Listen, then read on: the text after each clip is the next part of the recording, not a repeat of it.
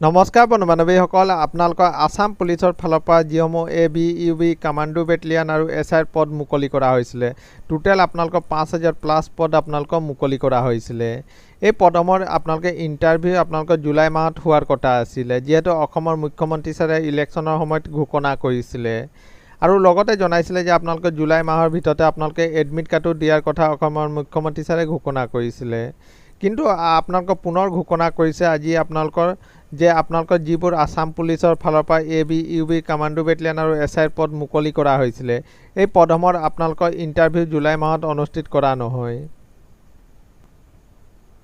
আৰু আপোনালোকৰ জুলাই মাহৰ ভিতৰত আপোনালোকৰ নতুন ইণ্টাৰভিউ ডেট দিয়াৰ কথাও ইতিমধ্যে অসমৰ মুখ্যমন্ত্ৰী ছাৰে ঘোষণা কৰিছে।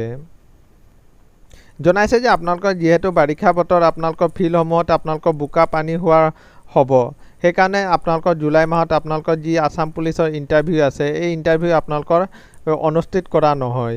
আপোনালোকৰ জুলাই মাহৰ ভিতৰত আপোনালোকৰ নতুন ডেট দিয়াৰ কথা ইতিমধ্যে ঘোষণা কৰিছে। অসমৰ মুখ্যমন্ত্ৰী ছাৰে কি ক'লে আপোনালোকে এবাৰ শুনি লওক। আৰক্ষীত নতুন নিযুক্তি কেতিয়া? প্ৰশ্ন যুৱকৰ।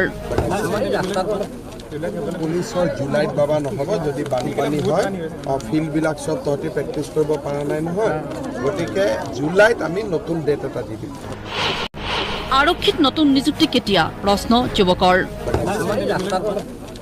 পুলিচৰ জুলাইত বাবা নহ'ব যদি বানপানী হয়, ফিল্ডবিলাক চব তহঁতি প্ৰেক্টিচ কৰিব পৰা নাই নহয়, গতিকে জুলাইত আমি নতুন ডেট এটা দি দিম।